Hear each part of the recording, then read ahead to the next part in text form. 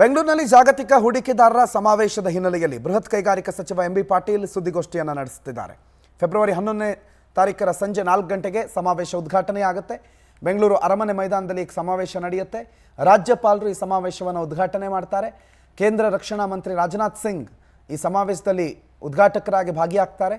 ಮಾನ್ಯ ಮುಖ್ಯಮಂತ್ರಿಗಳು ಅಧ್ಯಕ್ಷತೆಯನ್ನು ವಹಿಸ್ತಾರೆ. ಕೇಂದ್ರ ಸಚಿವರಾದ ಪ್ರಹ್ಲಾದ್ ಜೋಶಿ, ಕುಮಾರಸ್ವಾಮಿ ಕೂಡ ಈ ಕಾರ್ಯಕ್ರಮದಲ್ಲಿ ಉಪಸ್ಥಿತರಿರ್ತಾರೆ. ರಾಹುಲ್ ಗಾಂಧಿ ಅವರಿಂದ ಸಿಂಗಲ್ ವಿಂಡೋ ಪೋರ್ಟಲ್ ಉದ್ಘಾಟನೆಯಾಗುತ್ತೆ. ಪಿಯೂಷ್ ಗೋಯಲ್, ಶೋಭಾ ಕರಂದ್ಲಾಜೆ, ಮಲ್ಲಿಕಾರ್ಜುನ ಖರ್ಗೆ, ವಿ ಸೋಮಣ್ಣ ಸೇರಿ ಹಲವರು ಈ ಕಾರ್ಯಕ್ರಮಕ್ಕೆ ಬರ್ತಾರೆ.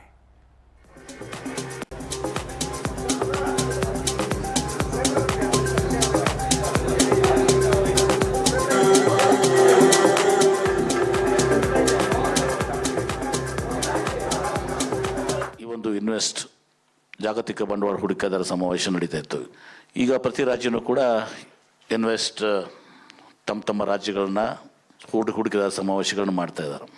ಇವತ್ತು ನಾವು 2022ರಲ್ಲಿ ಹಿಂದೆ ಹೂಡಿಕೆದಾರ ಸಮಾವೇಶವನ್ನು ಮಾಡಿದ್ದೀವಿ. ಈಗ 25 ಈಗ ಫೆಬ್ರವರಿ 10ನೇ ತಾರೀಕಿಂದ 14ನೇ ತಾರೀಕುವರೆಗೆ 4 ದಿನಗಳ ಕಾಲ ಈ ಹೂಡಿಕೆದಾರರ ಸಮಾವೇಶವನ್ನು ಮಾಡ್ತಾ ಇದ್ದೀವಿ. 11ನೇ ತಾರೀಕಿಗೆ 4 ಗಂಟೆಗೆ ಬೆಂಗಳೂರು ಅರಮನೆಯಲ್ಲಿ ಪ್ಯಾಲೇಸ್ನಲ್ಲಿ ಉದ್ಘಾಟನೆ ಕಾರ್ಯಕ್ರಮ ನಡೆಯುತ್ತದೆ. ಉದ್ಘಾಟನೆಯನ್ನು ಆ ಕಾರ್ಯಕ್ರಮದಲ್ಲಿ ಘನತೆವೆತ್ತ ರಾಜ್ಯಪಾಲರು ತಮ್ಮ ಘನ ಉಪಸ್ಥಿತಿಯನ್ನು ಇವತ್ತಿನ ಸಹ ಹೊಂದಿರ್ತಾರೆ. ಮುಖ್ಯಮಂತ್ರಿಗಳಂತ ಶ್ರೀ ಸಿದ್ದರಾಮಯ್ಯನವರು ಆ ಕಾರ್ಯಕ್ರಮದ ಅಧ್ಯಕ್ಷತೆಯನ್ನು ವಹಿಸಿಕೊಂಡಿರ್ತಾರೆ. ಡಿಫೆನ್ಸ್ ಮಿನಿಸ್ಟರ್ ಶ್ರೀ ರಾಜನಾಥ್ ಸಿಂಗ್ ಅವರು ಅದನ್ನು ಉದ್ಘಾಟನೆಯನ್ನು ಮಾಡಲಿದ್ದಾರೆ. ಎಲ್ಲ ಕೇಂದ್ರ ಸಚಿವರನ್ನ, ನಮ್ಮ ರಾಜ್ಯಕ್ಕೆ ಸಂಬಂಧಿಸಿದವ್ರನ್ನು ಮತ್ತು ನಮ್ಮ ಇಲಾಖೆಗೆ ಸಂಬಂಧಿಸಿದವ್ರನ್ನು ಕೂಡ ಆಹ್ವಾನವನ್ನು ಕೊಟ್ಟಿದ್ದೀವಿ. ಅವರೆಲ್ಲರೂ ಕೂಡ 11ನೇ ತಾರೀಕು 12, 13, 14 ಒಂದಿಲ್ಲದ ಒಂದು ಕಾರ್ಯಕ್ರಮದಲ್ಲಿ ಅವರು ಭಾಗವಹಿಸ್ತೀವಿ ಅಂತ ಹೇಳಿದ್ದಾರೆ.